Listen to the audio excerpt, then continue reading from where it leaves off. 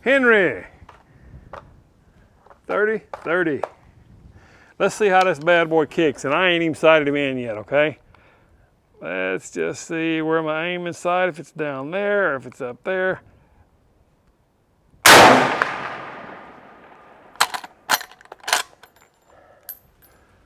Get back up.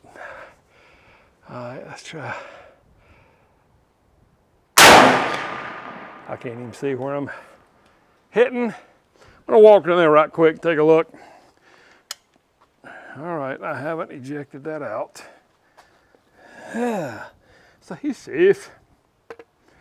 We're going to set him right here. While I go put a couple pieces of tape, that's gonna fall on this thing down here. And I need to say, I was in such a hurry to take off and get down here to Alabama, Mississippi, that I forgot to bring my big lens, the telephoto lens. I also forgot to bring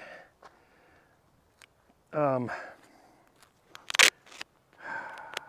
other battery for the camera. I know where it's at. It's back in Tennessee. And it just ticks me off that I was in such a hurry. I forgot.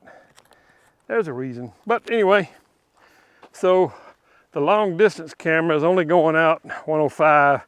Might not even be able to see this stuff. And you see it don't kick much.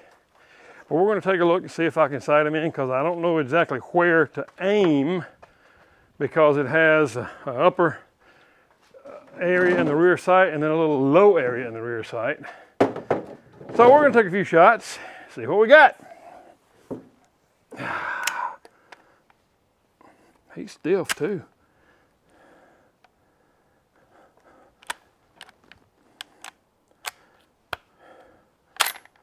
Yep. He is stiff. All right. Lying dead in the middle.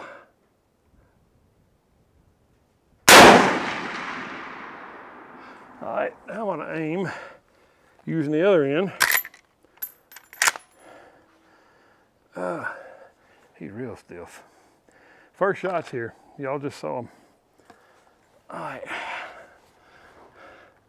Now let's aim with it way down there. I'll aim out of sight.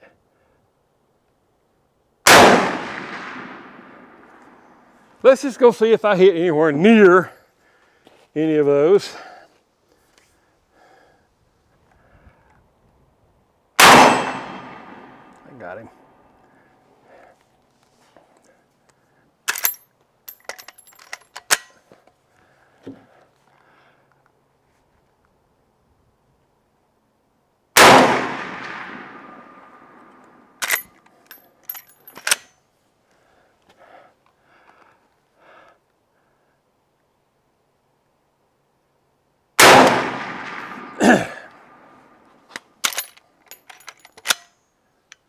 I'll walk down here and take a look. Hey, I bet I wasn't even in the camera on all them. Okay. I hit them both that time. Center, a little on the high side, but we're at 25 yards. So, kind of expect that to be a little high. How about we take it down to the steel?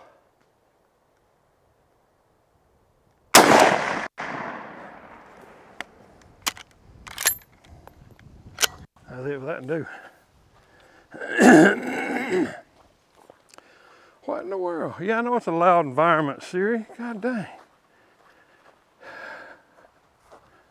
I'm the one making it loud. It don't hurt shooting him. On that one time it bit me, but I think I had it pinched up against my skin the wrong way. Now see, here's where a side gate would come in handy to load. This thing then got hot. I hate iron sights when I don't have a big target to see where I'm hitting. And that's my fault for not coming down here and checking my truck for all the proper stuff that I needed.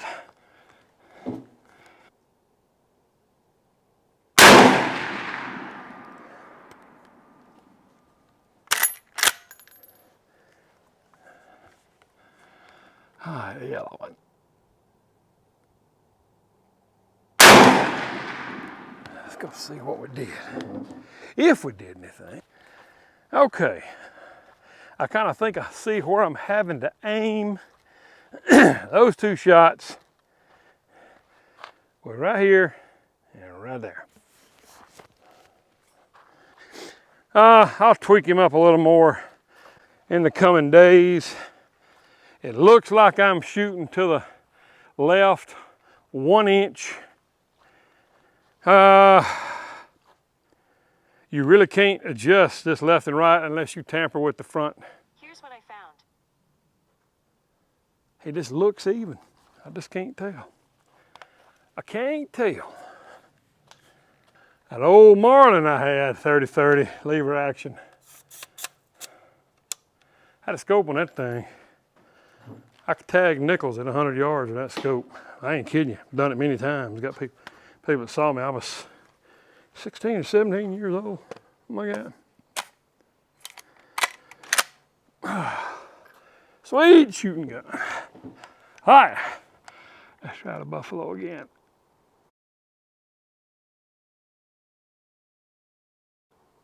I hit low. I ain't aiming the same as I was earlier. Let's do that again.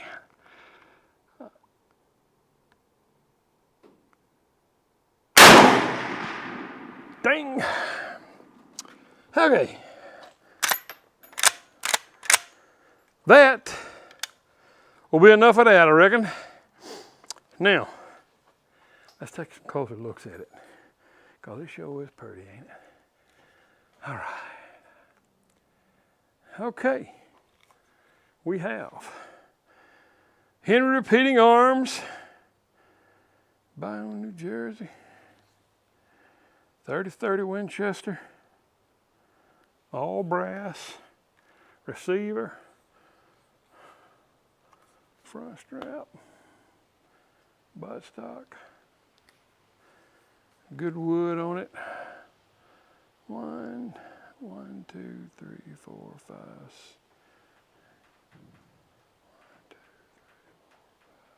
No, it is octagon. The other dude counted it. He said he counted 6. I thought, wait a minute, it's got to be octagon. There's 3 on top, 3 on the bottom, 2 sides. Anyway, might rub that out. But beautiful gun, absolutely beautiful gun. Shoots good, ain't got much kick. Iron sights on it. There's a little diamond that everybody talks about on that front sight. You see it?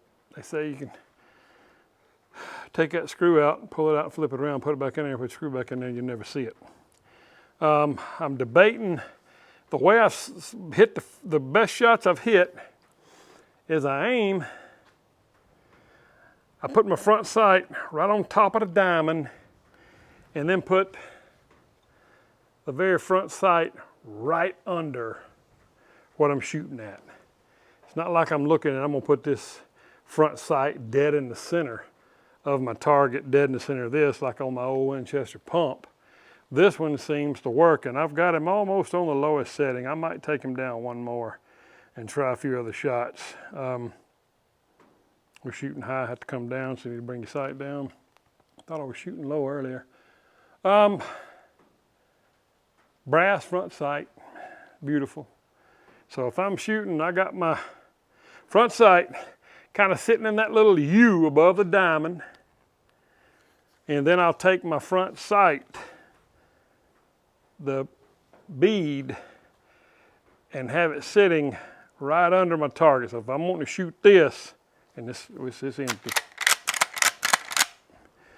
the hammer's down. If I want to shoot this, I'm aiming my target right here, not aiming right here. I'm aiming right there. And that's where I got my closest 2 shots. But I understand this 30-30 rises, and at 100 yards, you should be dead on. So you sight this thing in at 100 yards. That buffalo down there from here is 200 yards. From that target I was shooting at with the yellow and white square taped up, that's 25 yards. So we okay shooting out 200 yards, had to raise it up just a tad only like what would be probably at 200 yards, I do want to put I think at 175 I had that center bead right dead in the middle of it and heard it in the last shot I did too. So I forget how much it drops at 200 yards. I don't think it's about like 4 inches, but I'd have to look on my data at the house. I got it set up on the 150 grain. Yep, 150 grain. And this is just some rifle line ammunition. It's not, you know, the highest dollar stuff there is, but at 100 yards, this thing is dead on. It doesn't, when it comes out of the barrel, it rises and it comes down. So probably next week or the week after, I'll get back out here. I got some more ammunition coming in, ordered it. I'm gonna set up 100 yards and we're gonna zero them in at 100. And I'll just keep my data in my mind. If I'm shooting closer than 100 yards, of course, you wanna bring it down just a notch, but anything over 100 yards, you're gonna have to bring your sights up, a little Kentucky windage. That's a good thing about scopes. You know, you've got all that stuff dialed in, but this thing is just so pretty. And that's drill and tap and screws in it that you could put a scope on it if you wanted to, but I just think it looks sexy like it is. I don't know if I want to put a scope on this thing. Anyway, I got this gun at Exile Armory in Weaver, Alabama. A lot of people ask me where I get my guns for being such a small YouTube channel. I sure do seem to have a lot of different guns out here over the years, and I do. I have a couple of favorite stores that I buy from. Exile is probably by far one of my favorites because their prices. I've bought, I don't know, 3 or 4 guns from them in the last 2 years, maybe more. I got a couple places here, local places in town I like to buy from. Sure Shot and Andy's. Back home in Mississippi, I go to Dab's or Bullfrog Corner down in Horn Lake, or Sportsman Warehouse in South Haven. They got really good prices. Sportsman Warehouse just don't have anything in anymore. They just don't seem like they keep a good stock of anything you kind of want to buy. They got all the plastic guns. They have some SIGs in there. Had 3 revolvers that weren't little 22 Rough Rider single actions. That's fine, but I want a Smith & Wesson. That is a 617, a 10 shot, a 317, one of them, or a 17. I want one of them. I don't care if they're $700. Get some in. Order some stuff. That dude at Exile, him and his wife, I believe his wife Amber and them, they get on there and make a video every day. Their prices are fantastic, man. I mean, really, really good prices. I usually say I don't buy guns online and have them shipped. Especially from Gunbroker, because Gunbroker seems like everybody's asking MSRP or 10 to 20% above MSRP on there. You might find some good used guns. Some of your lower end new guns, like the only gun I ever saw on Gunbroker that I actually would have purchased was a Benelli Supernova with the collapsible stock, the tactical version. That gun was priced right. Probably $30 lower than MSRP. Gunbroker gives you a good idea of what people are asking for their guns. Now, that being said, I ain't gonna slam Gunbroker that bad, okay? What Gunbroker does is they have a lot of guns that you might not be able to find locally, might not get someone to order for you locally. And if you find one with a good price, you gotta understand there's quite possibly gonna be a 3% credit card fee, unless you're willing to wait and you mail them a money order. I don't know if some of them will take checks, most of them won't. It's gotta be a United States Postal money order. And they gotta wait till that clears. Then they will ship it to your FFL for a fee. And them fees run anywhere from $25 to $60, depending on who the person is that's selling them. His price is generally gonna be MSRP. You might find something like, I've seen, even on pistols, $600 pistols, I've seen a price difference of $150 up or down either way. So shop around. If you see a gun, if there's a gun you want and you can't find it nowhere else and you don't mind paying a little extra, then Gun Broker's the place to go. The SIG P365 XL X Macro Comp I got right here. I was here in Alabama. It takes me 2 hours to get up to Exile from where I'm at. And I went to my local gun store and I said, hey, the new X Macros are available now to be shipped to you. He said, I done got some on order. I said, okay, when you expect them to be in? He said, hopefully they'll be in next week. I said, all right, my name on the first one. First one walking that door, you call me, I'll be here and buy it. And I paid $840. They were asking $799, so I paid over MSRP. But I got it. I got the first one that came in his doors.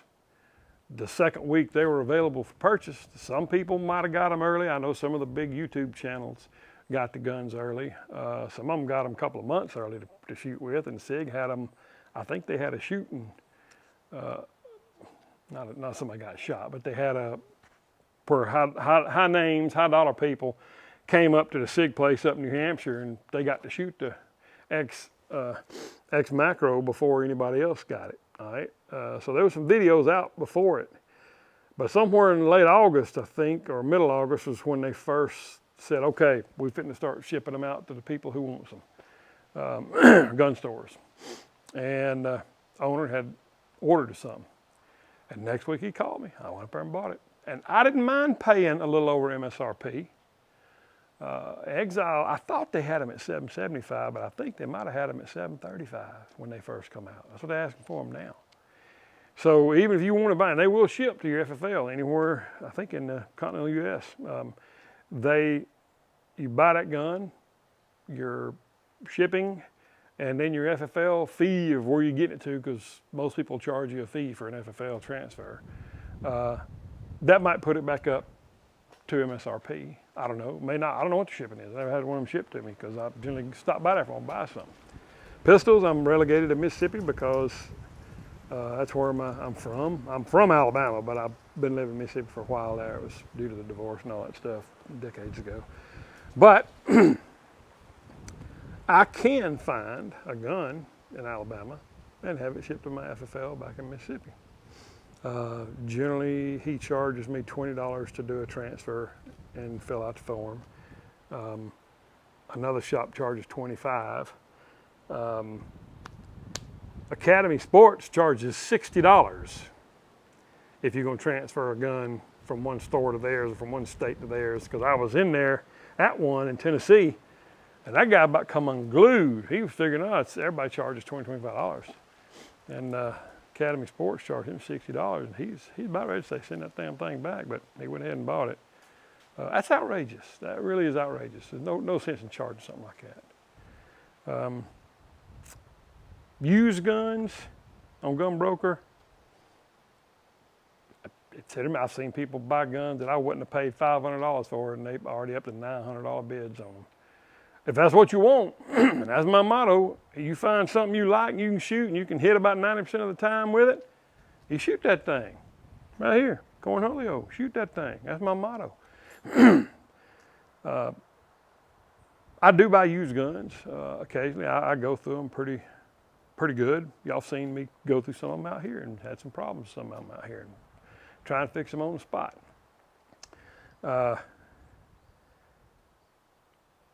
Anyway, that's I've come across some real good deals at some of these local gun shops.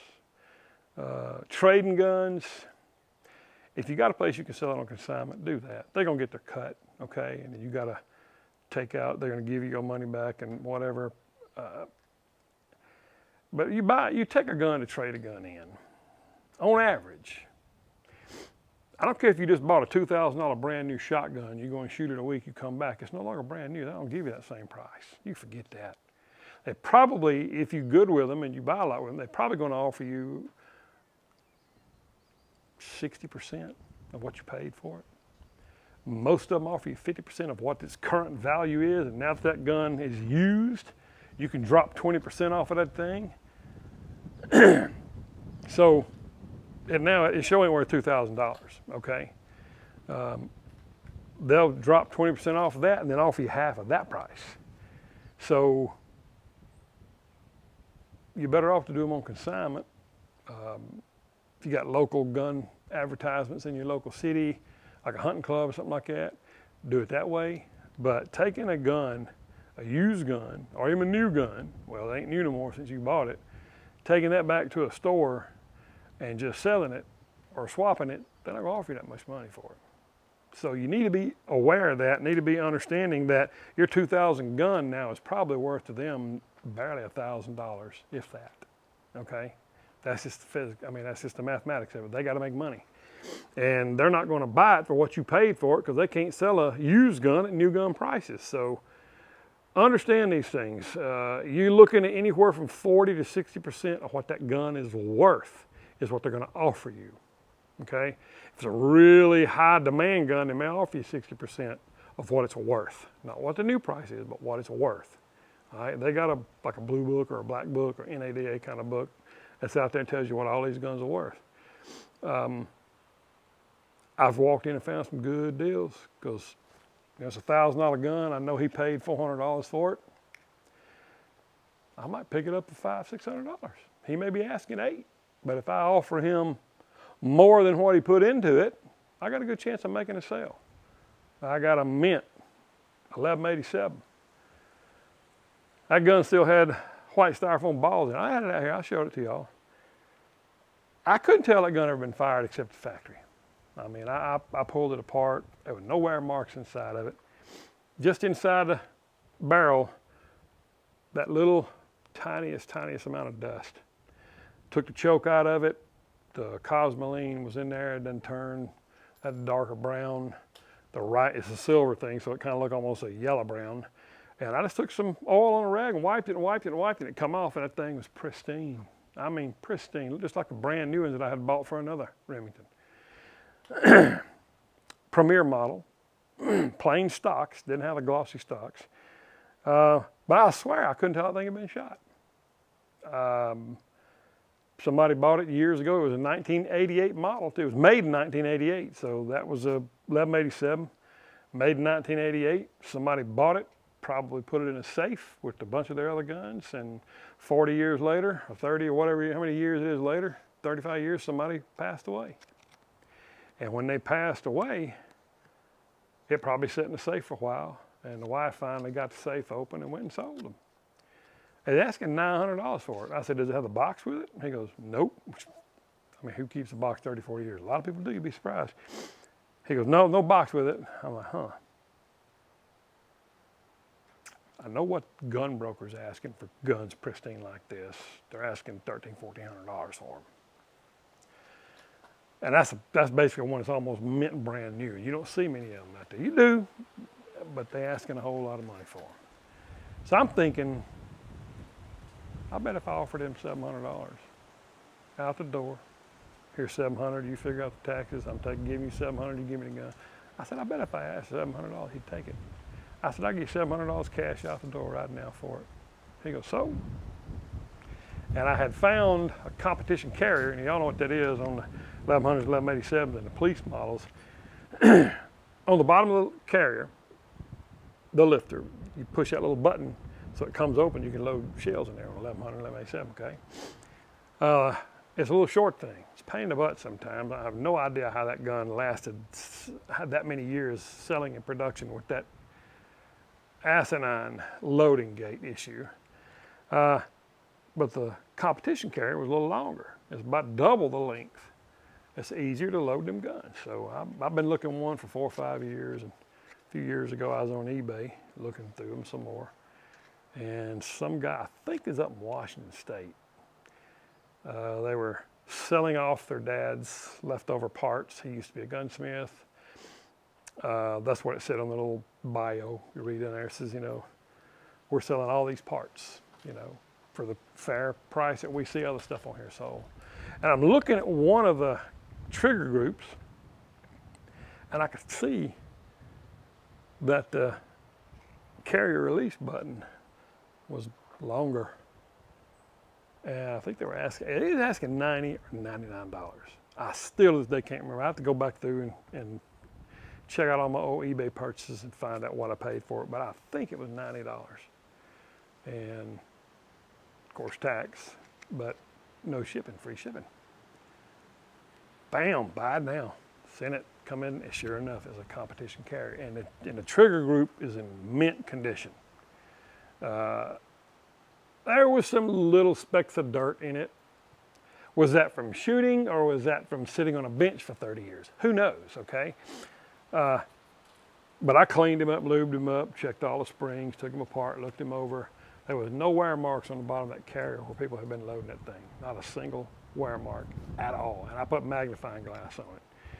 So that means either they cleaned it real good before they pulled it out, or he bought it new and it sit there on a shelf for a long time and collected little dust and dirt and debris. I don't recall if there's a scratch on it. I can't remember if it has a scratch on it or not. I know the trigger group that come out of that 1187 had a fine little hairline scratch on it. Not scratch, a rub mark. But that could have been from putting it in out of a safe too. So I have a mint 1187 with a mint competition carrier in that thing. And every time I mention that thing, there'll be somebody jumping out, hey, you want to sell it? No, I won't sell it. Okay, so don't bother asking me in the comments if I want to sell it. The answer is a no. I ain't selling the gun, I ain't selling that carrier. They're married up, they're gonna be that way until something's gone with me. But they're not for sale. I don't really have any guns right now that I really want to give up. All right, look like my memory card's full. Still recording, yep. All right, it's Cornholio signing out. God bless you, God bless America. Cornholio out.